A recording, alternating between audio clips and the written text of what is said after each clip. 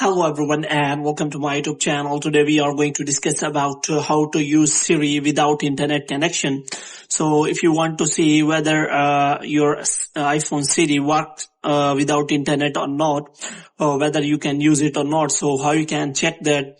So if you want to use Siri without internet, whether you will be able to use it or not, so how you can check that. For this, what you have to do, you have to simply first of all close your internet connection, and after that you have to simply press and hold the power button, and you see that data for using Siri is downloading. So here you can simply see that if you want to use a Siri without internet, and if you want to press and hold the power button so that you can use Siri, you will see that Siri is not available. So you can only use Siri with a data connection. So you have to make sure that while if you want to use the connection, you have a strong Wi-Fi internet connection.